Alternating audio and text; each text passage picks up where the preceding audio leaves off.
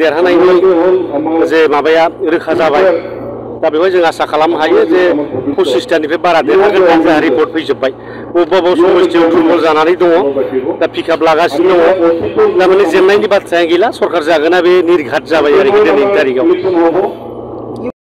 जिबिन थासारिया दिनै नेवलाय आरो माबानि जिबौनि गेजेराव जे थासारि जायो जे जुद्ध जायो बे जागासिनो दङ बिथांमोना गावजों गाव जाखांलायनायखौ दा रायखांलायनानै होगासिनो दङ दा दिनै प्रमद बर' बिथाङा जे सरकार सालायनायाव जे बिराद जाख्ल'बाय बिराद माने इरेगुलारिटि खालामबाय गोबां माने साप्लाइनि नामाव फैसाफोरखौ माने अपबेबहार खालामबाय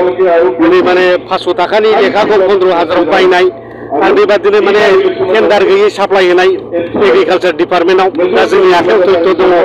बिटिसिनि बाहेरानि मानसिफोरनो टेन्डार होनाय दिनै ट्रेक्टर साप्लाइआ गासिबो गुवाहाटीनि मोनजोबदों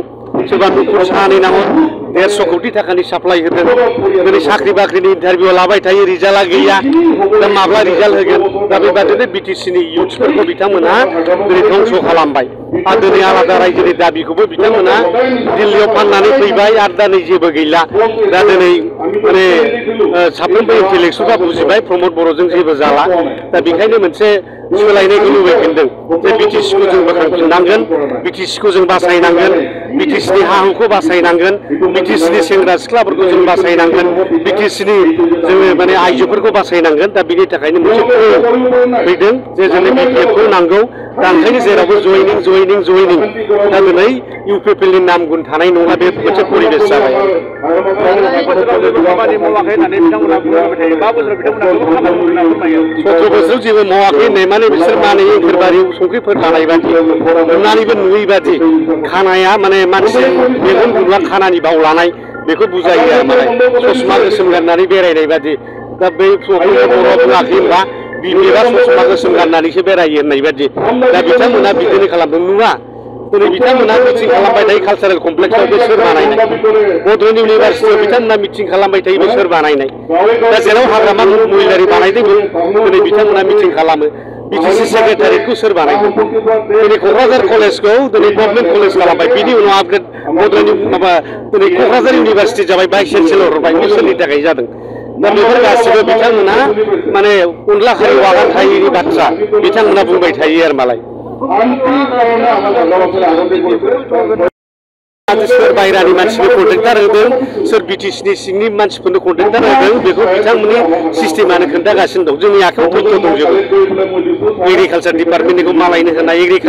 माने इरिगेसन डिपार्टमेन्टनि 100 कोटीनि बारा खामानिखौ बिटिसिनि बाहेरानि मानसिफोरनो होनाय बे बिटिसिनि बे कुवारिफोर उदालगुरि जिल्लानि तामुलपुरनि बे कुवारिफ्रा गासिबो सोरबा गुजरातनि सोरबा माने गुवाहाटीनि तिनसुकियानि मानसिफ्रा दिनै लानानै दंजोबो जोंनि क'क्राझारनि माने चिरांनि दैनि कुवारि फरेस्टनि दिनै माखासे बुस्थुफ्रा गासिबो मालायनि आखायाव थांजोब्बाय दा बहा बिटिसि दंबावो दा बे जाबाय आरो मालाय दा ओंखायनो बिथांमोना 17 बोसोराव दिनै मा मावदों 5 बोसोराव मा मावदों बिदि रुजुनो हानायनि दिनै खेमथायानो गैया बिथांमोना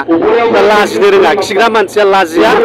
नुग्रा मानसियासो लाजियो जायखौ खाम्फा बुंबाय थायो खाम्फाया बहा जादों बहा खिहैखो नङा होमबा दा फाग्ला बादि जाबाय खाम्फा मोना दा दिनै एलायन्सआ गैया दिनै लाथिख' जानो थांगासिनो दं इउपिपिएलआ दिनै सेंग्राफ्रा मोजांसो मोनदों दिनै पेरेन्टस बडिनि मानसिफ्रा मोजां मोनदों मानोना बिसोरनो बिराद गिदिर बारमोन बिथांमोना जोंनि इउथ्सखौ सुबिदा होआमोन बिपिएफआव इउथ्सफ्रा खामानि गैयामोन सानै मानसिफोर थानायनि थाखायनो केरियारा दंस' जाबाय बिथांमोना दा टिकेटबो मोना सन्दनाबो टिकेट मोना दा फाग्ला जाद्लाबायदों दा बिथांमोना 17 बोसोराव बिपिएफआ जेबो मावाखै होनोब्ला दिनै जुदि